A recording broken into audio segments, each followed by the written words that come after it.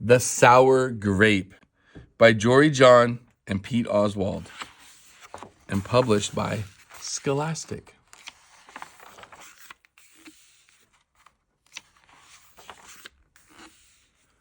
The Sour Grape by Jory John and Pete Oswald, published by Scholastic.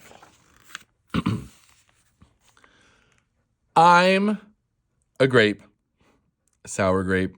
Grr. If somebody upsets me, I'll remember it. If somebody wrongs me, I won't forget it. If somebody insults me, I'll never ignore it. Nope.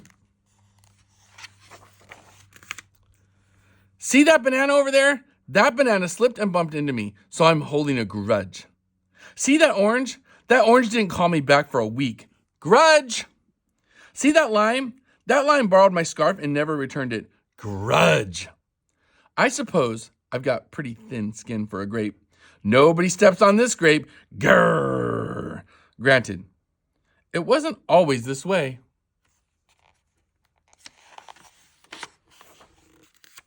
I grew up in a close-knit bunch. We were about 3,000 of us in our little community, and we were sweet to each other. You look nice today. So do you. No, you do. We all lived on a vine. Sure, it was a bit claustrophobic, especially when we were trying to get ready in the morning. Are you done in there? Come on!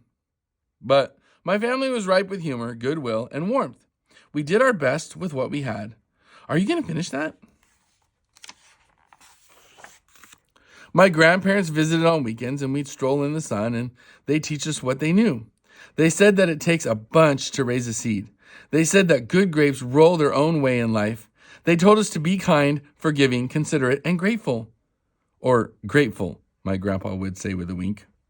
Above all, no matter what life throws at you, there will be a lot to stay sweet, my grandma said. Indeed, we said in response. And for a while, I was the sweetest of the sweet. I said, please. I said, thank you. I brushed aside life's little annoyances, and I knew how good I had it.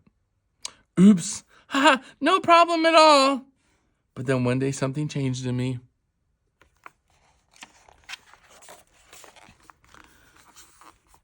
It was my birthday. I had rigorously and vigorously planned a big party for weeks. I'd sent out invitations with a date prominently displayed. Get this. I had a Ferris wheel, a magician, and hay rides.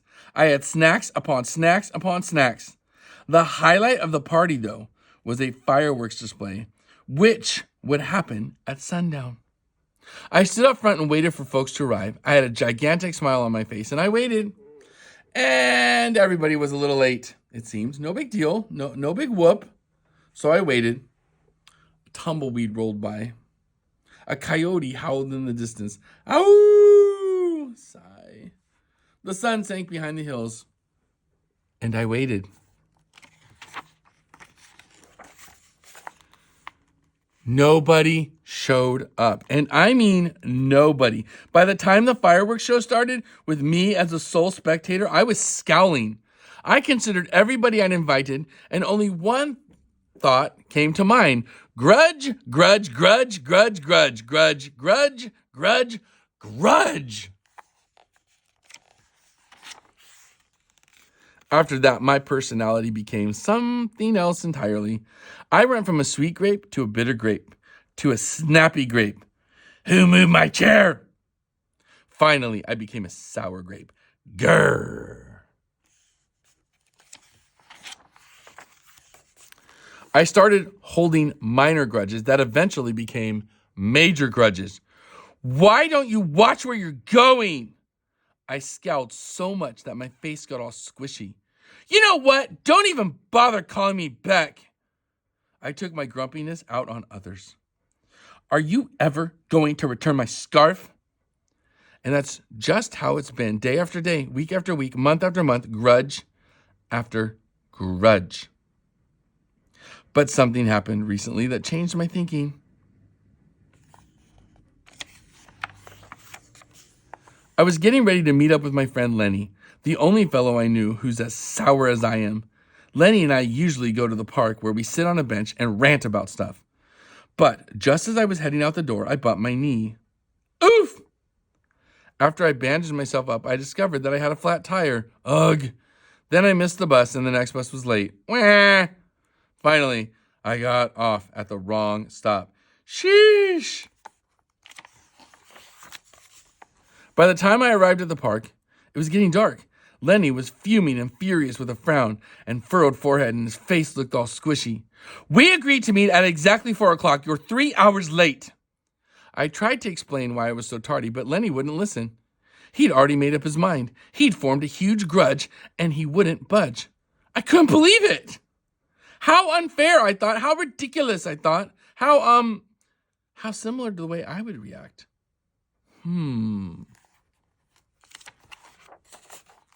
Lenny was pretty worked up. He was pacing back and forth, emitting occasional grumbles. His tone was tart, so I gave him a little space. Besides, it was nice out, and I noticed the sky changing colors and the melodic chirping of the birds and evening breeze, the buzz of the park's insects coming alive at night, and I suddenly felt grateful and peaceful and calm. Had I been missing all of this beauty because I was too busy complaining? Meanwhile, old Lenny stormed off muttering something about disrespect and lack of consideration, and I'm pretty sure I heard him and a grrr, too.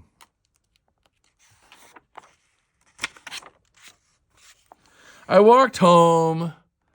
I pulled a dusty box out from under my bed, and there were old family photos inside, and I spotted myself in one of the pictures. I was so sweet.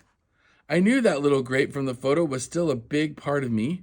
Deep down, it would just take some work to get back there again.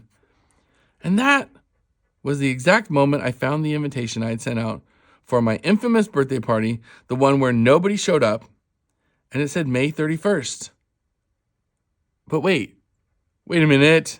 Here, my birthday was on May 21st. Alas, I told everybody to come on the wrong day. Gulp. It was all my fault. And I realized that nobody's perfect. Not even me. After that, I started noticing other things too, like how remaining sour all the time is so draining. I'd wasted so much energy holding grudges when I could have easily cleared the air if I felt hurt. And yes, I still get upset from time to time, but that's okay. Because now I talk and I listen and I work things out instead of just walking away. My sourness is fading and I'm letting go of my grudges. And hey, it's working. Slip-ups happen. I'm just glad you're okay. Oh, thanks. The scarf looks sublime on you. Why don't you keep it? Really, you're the best. Aren't you glad we got to catch up? I'm so grateful that we did.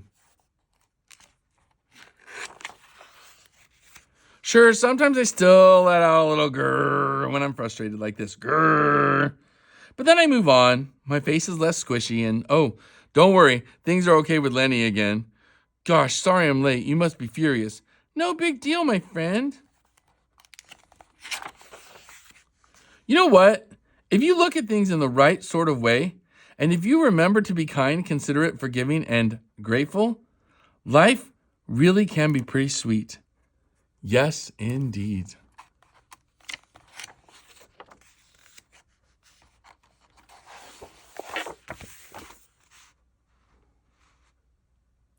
The Sour Grape. I hope you love this book.